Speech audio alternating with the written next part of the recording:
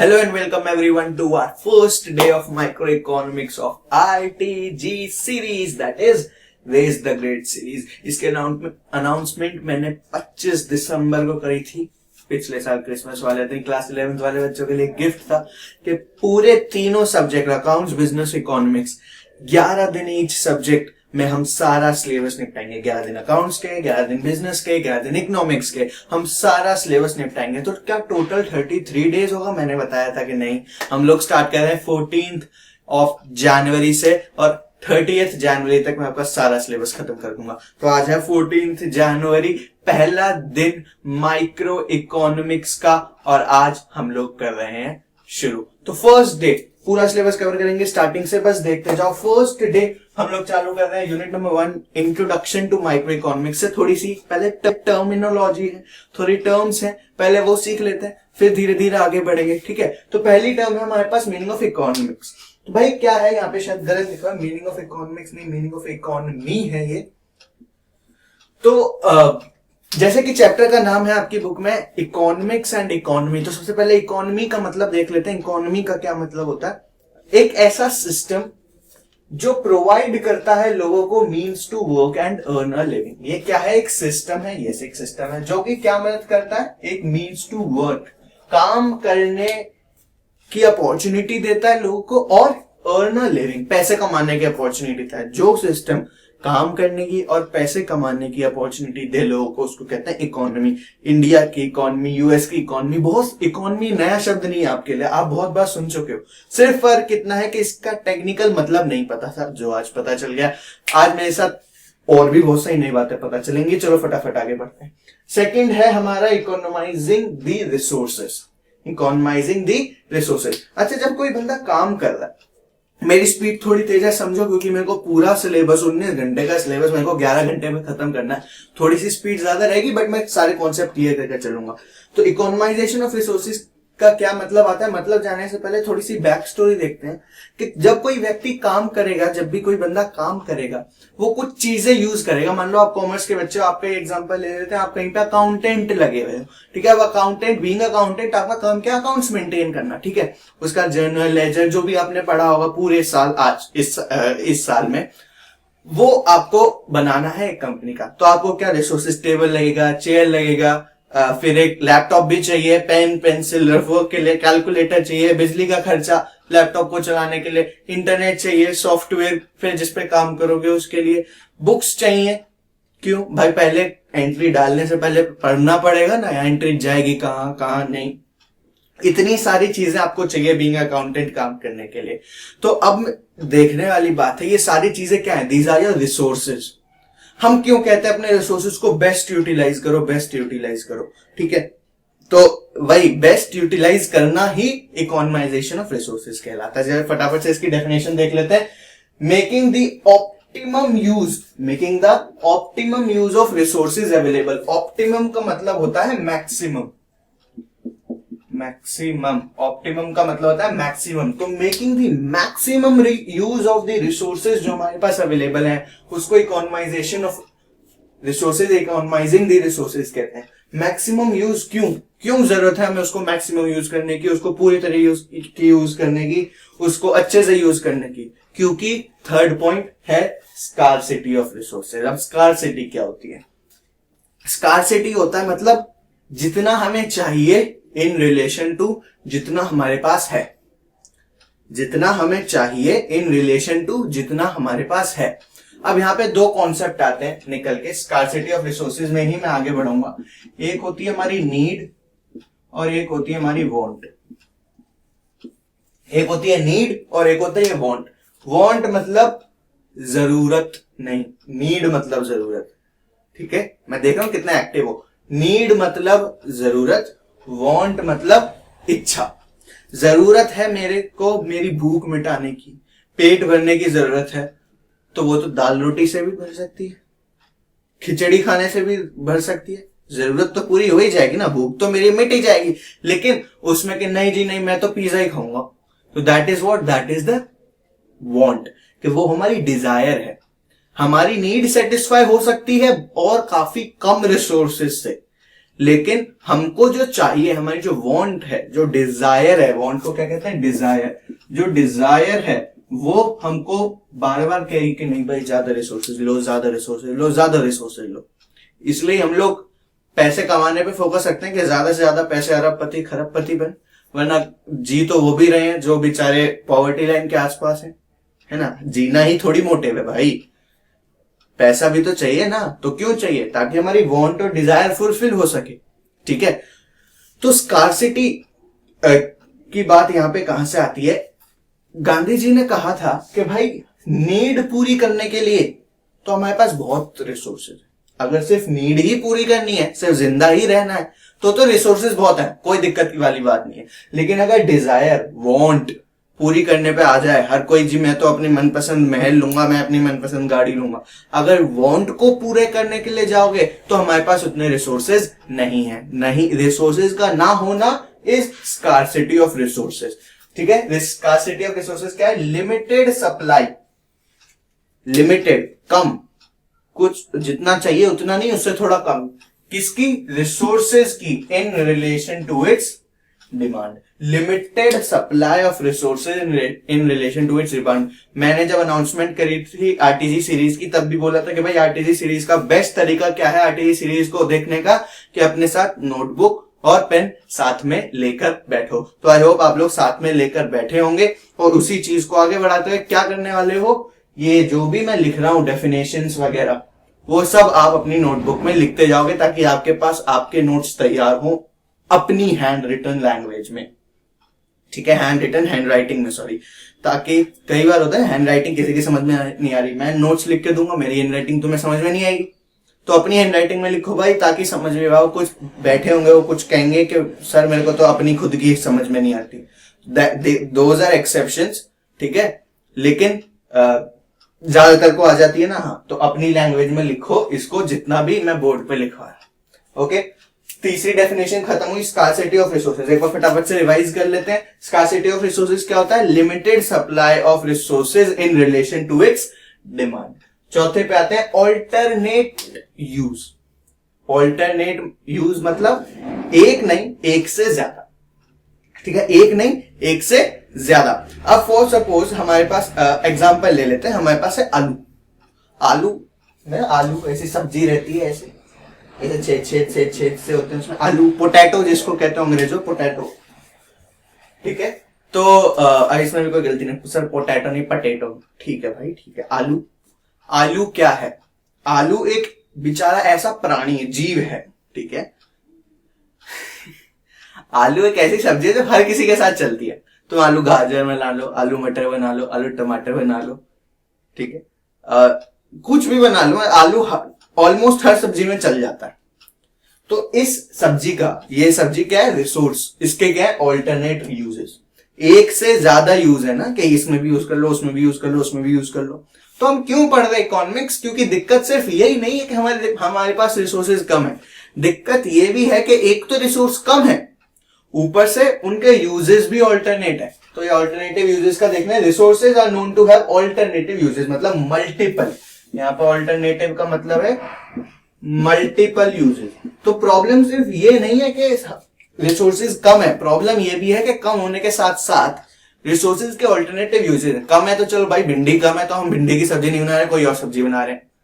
लेकिन आलू कम है तो भाई कोई भी सब्जी कैसे भी बनाओगे, हर सब्जी में तो बेचारा है, इज देयर। तो जब एक तो लिमिटेड सप्लाई, एक तो लिमिटेड सप्लाई, ऊपर से ऑल्टरनेट यूज, ये दोनों रीजंस बनते हैं हमारी सेंट्रल प्रॉब्लम के। अभी नेक्स्ट चैप्टर है हमारा सेंट्रल प्रॉब्लम, उसमें पढ़ने वाले हैं। दोनों रीजन है हमारी सेंट्रल प्रॉब्लम के आने के। ठीक है, इतना हुआ। सबसे पहले हमने पढ़ा मीनिंग ऑफ इकोनॉमी, फिर economising the resources, scarcity of resources, alternate use. Last definition पे आ रहे हैं, उसके बाद कॉन्सेप्ट पढ़ेंगे। ये डेफिनेशन है मीनिंग ऑफ इकोनॉमिक्स। इकोनॉमिक्स का सब्जेक्ट है, इकोनॉमिक्स क्या है, क्यों है, किसे कहते हैं इकोनॉमिक्स, वो सारी बातें अब जानने के लिए, अब वो सारी बातें हम देखेंगे। तो क्यों है economics? Economics is a social science which studies the way a society chooses to use its limited resources पहले इतना धीरे धीरे हजम करेंगे। देखने से बहुत लंबी है, मेरे को पता है, मैंने खुद ने लिखी, मेरे को लिखते हुए भी लंबी सी लगी। अभी आराम से धीरे धीरे करेंगे, कोई जल्दी नहीं है। सुनो, सोशल साइंस है मतलब एक मैं कहूं तो एक ऑर्गेनाइज्ड तरीका है पढ़ने का इसको, ठीक है। ऐसे नहीं कहीं से भी किताब खोली और पढ़ना चालू, स्टार्टिंग से लेके धीरे धीरे धीरे धीरे आगे बढ़ना है, ठीक है।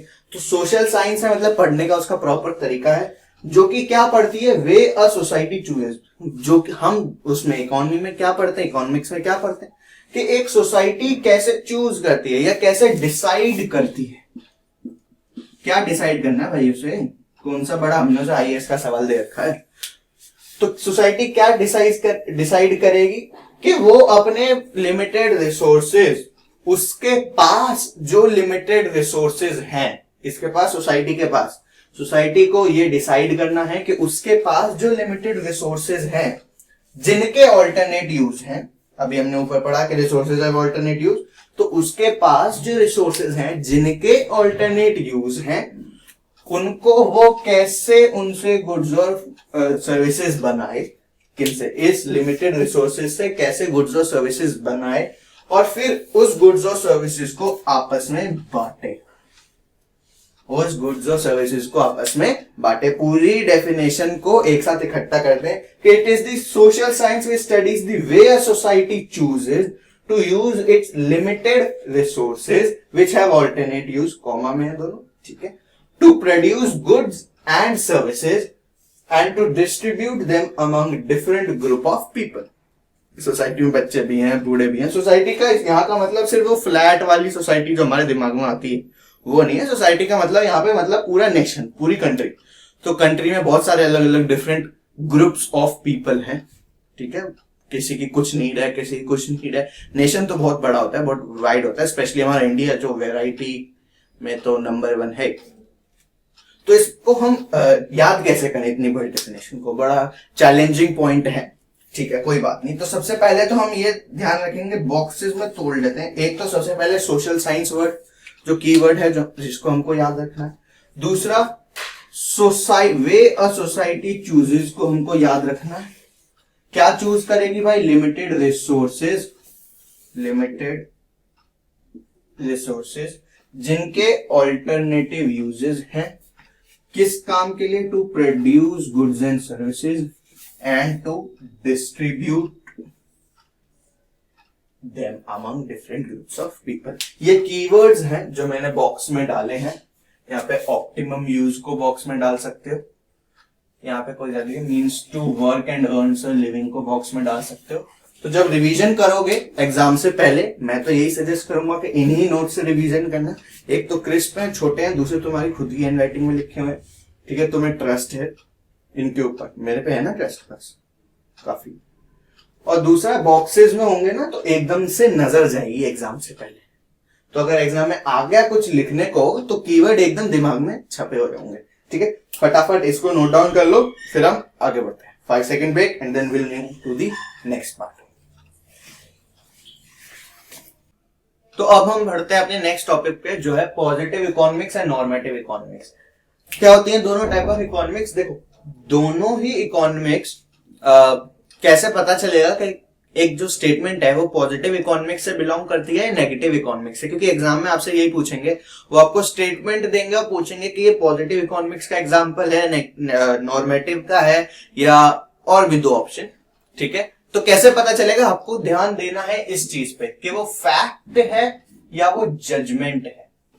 फैक्ट क्या होता है कि जो चीज है वो है। जैसे अभी ये आरटीजी सीरीज चल रही है, दिस इज अ फैक्ट, ठीक है, फॉर क्लास 11।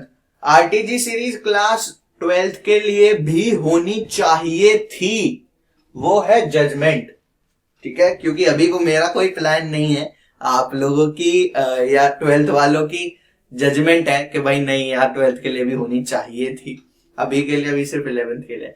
तो जो चीज है एक्चुअल में है, जिसको तुम वेरीफाई कर सकते हो, तो ये वर्ड्स मिल रहे हैं यहाँ पे, जिसको तुम वेरीफाई कर सको, उसको कहते हैं पॉजिटिव इकोनॉमिक्स। और जिसको तुम वेरीफाई नहीं कर सकते, बेसिकली ये किसी का ओपिनियन है, ठीक है, ये किसी के विचार हैं, तुम किसी के विचारों को गलत नहीं बता सकते ना। मैं सोचता हूं कि कप ग्लास आधा भरा हुआ है, तुम सोचते हो ग्लास आधा खाली है। तो ये हमारे ओपिनियन है, ये हमारे विचार हैं, गलत हम में से कोई भी नहीं है। तो जो जो जजमेंट पे आ जाती है बात, जब बात ओपिनियन पे आ जाती है, वो होती है नॉर्मेटिव इकोनॉमिक्स। और जब बात आती है फैक्ट्स पे, जब बात आती है वेरीफाई करने पे, वो होती है पॉजिटिव इकोनॉमिक्स। फॉर एग्जांपल मान लो कि मैं कह रहा हूं कि मेरे पास एमबीए की डिग्री है, क्या तुम इस चीज को वेरीफाई कर सकते हो? हाँ, वेरीफाई कर सकते हैं, तो दिखा भाई। ठीक है, अब मेरे पास नहीं है, मैं उतना बड़ा नहीं हूं एज में, ठीक है, तो this is a verifiable fact. तुम मांगोगे दिखा, मेरे पास है नहीं, वेरीफाई हो गया कि मेरे पास नहीं है डिग्री, तो ये पॉजिटिव इकोनॉमिक्स है। ठीक है, पर मैं कहूं कि मेरे पास मान लो किसी भी और साइंस का कोई सब्जेक्ट ले रहे, मैं कॉमर्स का ना, साइंस का कोई ले लेते हैं, मेरे पास जेई मेंस आईआईटी का एंट्रेंस टिकट होना चाहिए था, ठीक है, या फिर मैं डॉक्टर होना चाहिए था बाय प्रोफेशन या बाय करियर। तो ये आपका ओपिनियन है या किसी और का ओपिनियन है, इसको तुम वेरीफाई नहीं कर सकते। होना चाहिए था तो करते रहो वेरीफाई, क्या करोगे। तो जब बात आती है फैक्ट्स पे, वो होती है पॉजिटिव इकोनॉमिक्स। जब बात आती है जजमेंट पे, वो होती है normative economics. Positive economics deal करती है economic problems as they are. This is the important term, as they are, मतलब जैसी है वैसे की वैसी, as it is economic problems को डिस्कस करेगी कौन? Positive economics. Whereas normative economics में बात करें तो ये व्हाट ऑट टू बी पे ध्यान देती है। व्हाट ऑट टू बी मतलब क्या होना चाहिए था। यहां तो हम ये पढ़ रहे थे कि क्या एक्चुअल में है, यहां पे ये है कि क्या होना चाहिए था। ठीक है, नेक्स्ट पॉइंट आता है कि they are how they are actually solve. Economic problem पे बात करी, इकोनॉमिक इश्यूज पे बात करी हमने पॉजिटिव इकोनॉमिक्स पे, और इस पे बात करी कि वो एक्चुअली सॉल्व कैसे हुए। एक्चुअली वो लोग वो प्रॉब्लम्स, वो इश्यूज सॉल्व कैसे हुए, ये होती है पॉजिटिव इकोनॉमिक्स। और solve should have happened, solve कैसे होने चाहिए थे, वो होती है नॉर्मेटिव इकोनॉमिक्स। आई होप दोनों के बीच का डिफरेंस आपको क्लियर होगा। पॉजिटिव का जब फैक्ट की बात हो रही है, नॉर्मेटिव का जब जजमेंट की बात हो रही है। ठीक है, फैक्ट और judgement, F J F J F J ऐसे करके याद रखना है, एफ जे। फिर आते हैं अपने नेक्स्ट कॉन्सेप्ट पे, जो है माइक्रो इकोनॉमिक्स और मैक्रो इकोनॉमिक्स। पहले ये दोनों 12th क्लास में थी, जब मैंने पढ़ी थी तो 12th क्लास में थी। हाँ, मैं इतना पुराने जमाने का, 2 ही साल में बे। ठीक है, अब माइक्रो इकोनॉमिक्स 11th में है, मैक्रो 12th में है। तो मैक्रो से तो रूबरू होंगे, अभी हमारे पास हाथ में जो है पहले उसको देख लेते हैं। सबसे पहले बात आती है माइक्रो इकोनॉमिक्स। तो माइक्रो इकोनॉमिक्स क्या होती है? Studies the behaviour of individual units, studies the behaviour of individual units. ये बात यहाँ पे मार्क करने वाली है, इंडिविजुअल यूनिट्स। हम यहाँ पे एक कंपनी के प्रोडक्ट की डिमांड देखेंगे, एक कंज्यूमर का देखेंगे कि भाई उसने कितना पैसा खर्च किया, उसका बजट देखेंगे, एक कंज्यूमर का, एक कंपनी की सप्लाई देखेंगे। ठीक है, हम एक एक इंडिविजुअल यूनिट्स के बारे में बात करेंगे। लेकिन जब बात आती है मैक्रो इकोनॉमिक्स की, तो हम बात करते हैं एग्रीगेट्स ऑफ इकोनॉमी। एग्रीगेट्स मतलब टोटल सम। तो मैक्रो इकोनॉमिक्स में हम लोग एक कंपनी की नहीं, हम पूरे देश की एज अ होल इकोनॉमी की, डिमांड की, सप्लाई की बात कर रहे होंगे। यहाँ पे डिमांड और सप्लाई शब्द यूज होते हैं, यहाँ पे एग्रीगेटेड डिमांड और एग्रीगेटेड सप्लाई शब्द यूज होते हैं। अब कोई चीज सोचो, कोई चीज मेरे नजरिए से माइक्रो हो सकती है, तुम्हारे नजरिए से मैक्रो हो सकती है। मैं बता रहा हूं कैसे, एग्जांपल है तो बड़ा मजा आएगा। भाई मैंने बोला आरटीजी सीरीज में मैं तुम्हारा पूरा सिलेबस कवर कराऊंगा 17 दिनों में। मेरे नजरिए से बहुत छोटी बात है। माइक्रो इकोनॉमिक्स मेरे नजर मतलब ये पूरा सिलेबस खत्म कराना मेरे नजरिए से 17 दिन में छोटी बात है। ठीक है, तो मेरे लिए ये चीज हुई माइक्रो, तुम्हारे लिए बड़ी बात है। तुमने पूरे साल रगड़ा, ठीक है, पूरे साल तुमने घिसा है ये सिलेबस खत्म करने के लिए, और मैं कह रहा हूं कि भाई मैं 17 दिन में करवा दूंगा। तो ये तुम्हारे लिए बहुत बड़ी बात है, तुम्हारे लिए मैक्रो बात है, मेरे लिए माइक्रो बात है। क्योंकि जो मैं तुम्हें पढ़ा रहा हूं ये मैं 6-7 बार खुद पढ़ चुका हूं। ठीक है, तो मेरे को दोबारा से पूरा रिवीजन कराने में 17 दिन में कोई बड़ा टाइम नहीं लगेगा। यार 12th में पढ़ा 3-4 बार, तो फिर कॉलेज में पढ़ा, ठीक है, फिर इधर उधर के एग्जाम दिए उसमें पढ़ा। तो मैं तो ये सारी चीजें 6-7-8 बार पढ़ चुका हूं। तो मेरे लिए ये सारी चीजें दोबारा से इतने कम टाइम में लाना is not a big deal. तुम्हारे लिए it is a big deal. तो जो चीज मेरे नजरिए से माइक्रो है वो हो सकता है तुम्हारे नजरिए से मैक्रो हो। तो जैसे हम यहाँ पे ओपिनियन में नहीं बता सकते कि कौन गलत है कौन सही है, वैसे ही हम माइक्रो और मैक्रो में भी नहीं बता सकते कि जो चीज हमें क्वेश्चन में दी हुई है वो माइक्रो है या मैक्रो है। तब तक नहीं बता सकते जब तक हमारे पास उसकी पूरी इंफॉर्मेशन ना हो कि हम किस रिलेशन में बात कर रहे हैं, हम किस संदर्भ में बात कर रहे हैं। जब तक हमारे पास उसकी इंफॉर्मेशन नहीं होगी तब तक हम नहीं बता सकते कि ये माइक्रो है या मैक्रो है। मैं इंडिया की इकोनॉमी की बात कर रहा हूं, सेकंड एग्जांपल लेते हैं। मैं इंडिया की इकोनॉमी की बात कर रहा हूं। इंडिया की इकोनॉमी अगर मैं देखूं मेरे एक बंदे के या आपके एक बंदे के पर्सपेक्टिव से तो बहुत बड़ी चीज है। तो भाई पूरी इंडिया की इकोनॉमी अरबों खरबों की।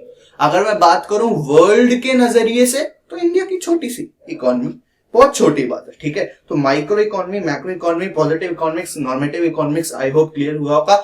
फटाफट लिखो, जहां जहां डब्बे बनाए वहां डब्बे बनाओ और फिर हम अगली स्लाइड पर बढ़ते हैं। तो नेक्स्ट और लास्ट टॉपिक जो हमारे पास आता है इस यूनिट का, chapter number 2, central problems of economy. Central problems क्या होती हैं भाई? 3 तरह की सेंट्रल प्रॉब्लम्स। अभी हमने पीछे बात कही थी कि स्कार्सिटी और अल्टरनेट यूजेस ऑफ रिसोर्सेज की वजह से सेंट्रल प्रॉब्लम इकोनॉमी की अराइज होती है, ठीक है। तो हमें ये तो पता चल गया कि सेंट्रल प्रॉब्लम आती कहां से है, लेकिन ये होती क्या है ये पता करना पड़ेगा। तो 3 तरीके की सेंट्रल प्रॉब्लम है। सबसे पहली प्रॉब्लम है व्हाट टू प्रोड्यूस। मैं से बादल बादल बना रहा हूं, मेरा ये फेवरेट क्या नाम है, डिजाइन कह सकते हो। नेक्स्ट है हाउ टू प्रोड्यूस और तीसरा है फॉर हुम टू प्रोड्यूस, ठीक है।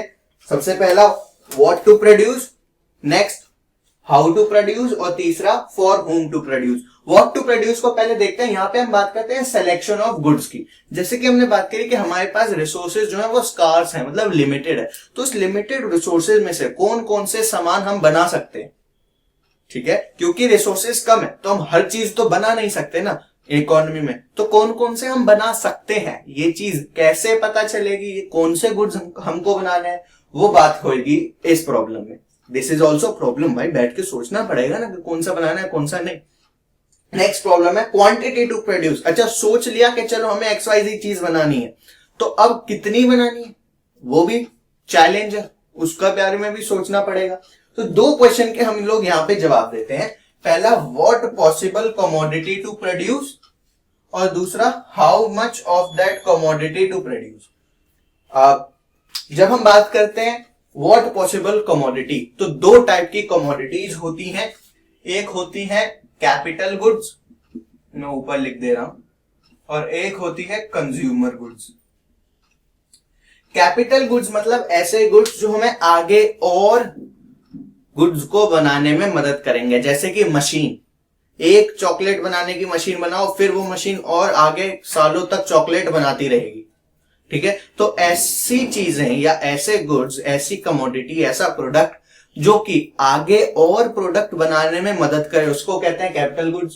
और फाइनल प्रोडक्ट बनाना, डायरेक्ट चॉकलेट ही बना डाली, कोई मशीन नहीं, कोई उसने हाथ में सांचे में भर के पैक करके डायरेक्ट चॉकलेट ही बना डाली, उसको कहते हैं कंज्यूमर गुड्स। तो जो गुड्स डायरेक्टली कंज्यूम हो जाए, सीधा मैं तुम्हें बेचूं और तुम खा जाओ या यूज कर लो, उसको कहते हैं कंज्यूमर गुड्स। और मैंने तुम्हें सामान दिया, उस सामान की मदद से तुम दूसरा सामान बनाओगे, उसको कहते हैं कैपिटल गुड्स। तो इनमें से सेलेक्ट करना पड़ेगा कि हमें कौन से गुड्स प्रोड्यूस करना है और फिर कितनी क्वांटिटी के, कि 30% capital goods, 70% capital consumer goods, या 20% कैपिटल गुड्स, 70% कंज्यूमर गुड्स। या अगर हमने चूज कर लिया कि हमें टी शर्ट्स बनानी है इकोनॉमी में और कुछ बनेगा ही नहीं, तो कितनी टी शर्ट बनानी है, ठीक है, कितनी शर्ट्स बनानी है, कितनी पेंट बनाना है, कितने जूते बनाने हैं। ये दोनों प्रॉब्लम है। ये प्रॉब्लम एक इंडिविजुअल फर्म को भी आती है, मैन्युफैक्चरिंग फर्म को भी आती है। उसको भी सोचना पड़ता है कि सबसे पहले मेरा प्रोडक्ट होगा क्या, दूसरा किस लेवल तक मैं उसको प्रोड्यूस करने वाला। तो यहाँ पे 2 चीजें आती हैं व्हाट टू प्रोड्यूस के अंदर, एक तो सिलेक्शन ऑफ कमोडिटी, दूसरा quantity of that commodity. Next central problem पे हम बढ़ते हैं जिसका नाम है हाउ टू प्रोड्यूस। स्पीड मेरी फास्ट है क्योंकि इट्स नॉट लेक्चर्स या क्लासेस नहीं चल रही हैं, रिवीजन लेक्चर्स चल रहे हैं, ठीक है, हमें जल्दी खत्म करना। तो हाउ टू प्रोड्यूस में आता है सिलेक्शन ऑफ टेक्निक। आपको टेक्निक को सिलेक्ट करना है कि आप कौन सी टेक्निक के साथ आगे बढ़ने वाले हो। टेक्निक कौन कौन सी, मतलब इनपुट सेलेक्ट करने कि मैं अपना सामान, अच्छा ये डिसाइड हो गया क्या बनाना है, ये डिसाइड हो गया कितना बनाना है, तो अब बात आती है कैसे बनाना है। ठीक है, मेरे को शर्ट बनानी है तो क्या मैं मशीन रखने वाला हूँ या मैं लोगों से हाथों से सिलाई करवाने वाला हूँ। मेरे को जूते बनाने हैं तो क्या मैं जूतों के लेदर कहाँ से खरीदूंगा, मेरे धागा कहाँ से आएगा, मेरी मशीन कहाँ से आएंगी, वो सारी चीजें डिसाइड करनी है। क्यों भौंक रहा है ये इतना, ये सारी चीजें डिसाइड करनी है इस प्रॉब्लम के अंदर। ठीक है, तो दो तरीके की टेक्निक्स है हमारे पास। एक हमारे पास टेक्निक है लेबर इंटेंसिव टेक्निक और दूसरी है capital intensive technique. Labour intensive technique को शॉर्ट फॉर्म में कहते हैं LIT लेट और कैपिटल इंटेंसिव टेक्निक को शॉर्ट फॉर्म में कहते हैं CIT सिटकैल, नॉट अ बिग। ठीक है, तो लेबर इंटेंसिव टेक्निक मतलब जहां पे हम लेबर ज्यादा यूज करने वाले हैं उसको कहते हैं लेबर इंटेंसिव टेक्निक, और जहां पे हम कैपिटल मतलब पैसा रोकड़ा ज्यादा यूज करने वाले हैं उसको कहते हैं कैपिटल इंटेंसिव टेक्निक। एग्जाम में ऐसे क्वेश्चन आते हैं, वो तुमको दो लोगों के बीच का डायलॉग्स देंगे जिसमें से एक हमेशा कंफ्यूज ही रहेगा कि मेरे को कैसे बनाना है। ठीक है, ये बचपन से वो बेचारा पैदाइशी कंफ्यूज है कि मेरे को बनाना किस तरीके से। अब तुमसे कहा है कि तुम उसको एडवाइस दो, तुम शाणे बनो, तुम उसको बताओ कि वो कैसे प्रोड्यूस करे। ठीक है, अगर जो क्वेश्चन, तब हम अपन को कैसे आंसर देना है, अगर जो क्वेश्चन में बता रखा है कि भाई ये कौन सी कंट्री से है या ये कौन से रीजन से बिलोंग करता है, तब तो हम देखेंगे अच्छा अमेरिका का है तो मतलब इसके पास पैसा ज्यादा होगा, तो कैपिटल इंटेंसिव टेक्निक। अच्छा इंडिया का है तो मतलब इंडिया में लेबर ज्यादा होगी, इंडिया में बहुत लेबर है ना compare to America, cheap labour, तो भाई तू LIT जा, तू लेबर इंटेंसिव टेक्निक यूज कर। अगर नहीं दे रखा कि ये बंदा है किस कंट्री से या किस रीजन से, तो तुम्हें दोनों ही चीजें लिखनी पड़ेंगी। First, assuming that this person is living in a place where labour is available at a cheap price, then he will use labour intensive technique. और सेकंड कि assuming this person is abundance of capital, इसका बहुत capital है, then he will use capital intensive technique. तो ऐसे हमको question में जवाब देना है, अपन को सलाह देनी है, सलाह देने के कोई पैसे नहीं लगते, बट यहाँ पे नंबर और मिलेंगे सामने से। नेक्स्ट चीज आती है फॉर हुम टू प्रोड्यूस। ठीक है, थोड़ी सी बातें यहां पे रह गई थी कि हाउ टू प्रोड्यूस में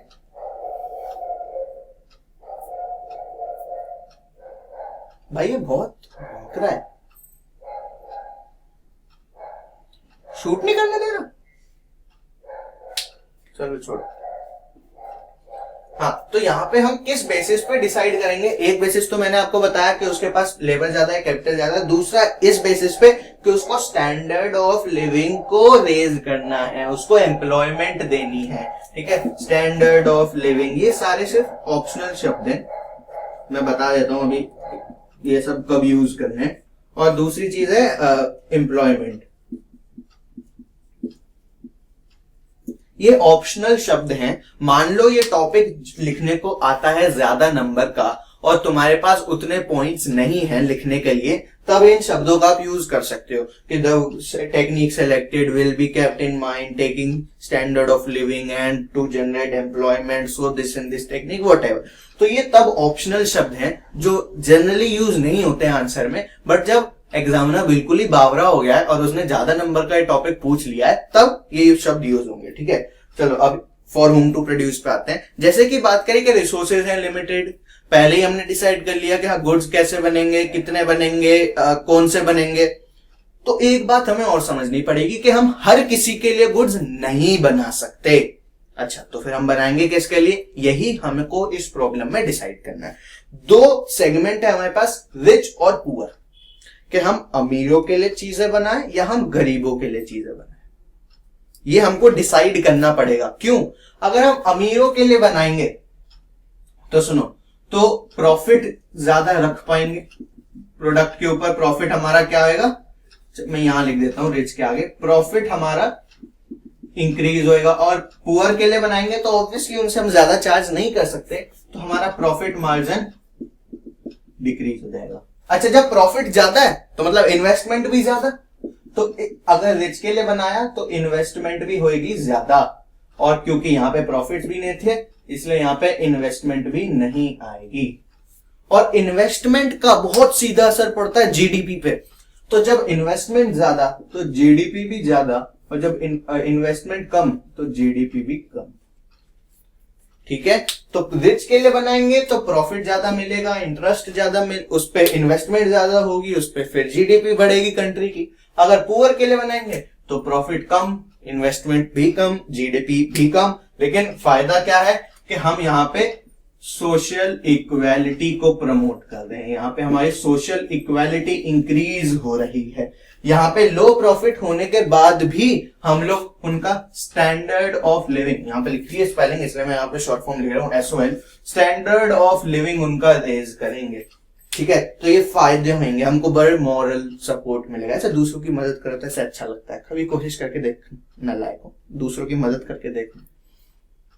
एग्जाम में पेन पेंसिल ये चीटिंग करवाने वाली मदद की, सच में मदद करवाने वाली, तो उससे स्टैंडर्ड ऑफ लिविंग बढ़ेगा, हमको ऐसा अच्छा अंदर से अच्छा लगेगा। ठीक है, तो वो सारे रीजंस हैं पुअर के लिए क्या क्यों बनाना चाहिए, और रिच के लिए क्यों बनाना चाहिए, ये तो बहुत ज्यादा ऑब्वियस ही है। तो इसी के साथ सेंट्रल प्रॉब्लम्स ऑफ इकोनॉमी वाला चैप्टर होता है खत्म। अगला टॉपिक था प्रोडक्शन पॉसिबिलिटी फ्रंटियर, वो सीबीएसई ने लकीली तुम्हारे सिलेबस में से हटा दिया, तो फिर मैं भी फालतू में क्यों ही पढ़ाऊं, तुम्हारा टाइम वेस्ट करूं। अभी के लिए इस चैप्टर में, इस यूनिट में सिर्फ इतना ही है। फर्स्ट वीडियो है डे 1 की, एक दिन में 2 वीडियो आएंगी। ठीक है, आज जैसे 14 जनवरी को हमने अकाउंट्स और इकोनॉमिक्स लिया, तो अकाउंट्स की 2 वीडियो आएंगी, इकोनॉमिक्स की 2 वीडियो आएंगी। तो पहली वीडियो तो यह है जिसमें हमने यूनिट नंबर 1 चैप्टर 1 और 2 दोनों खत्म कर दिए। दूसरी वीडियो आएगी शाम में।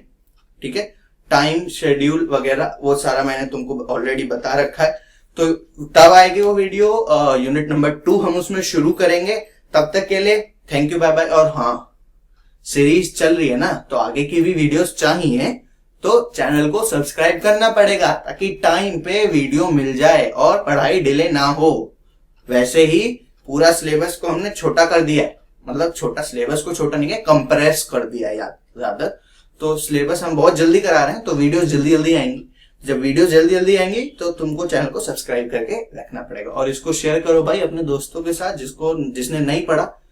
बैक बेंचर्स, #बैकबेंचर्स, जिन्होंने नहीं पढ़ा उनके साथ शेयर करो, उनकी भलाई करो। मैंने अभी बताया ना, अंदर से अच्छा लगेगा, वही तब तुम्हें भी लगेगा भाई, मेरे को भी लगेगा।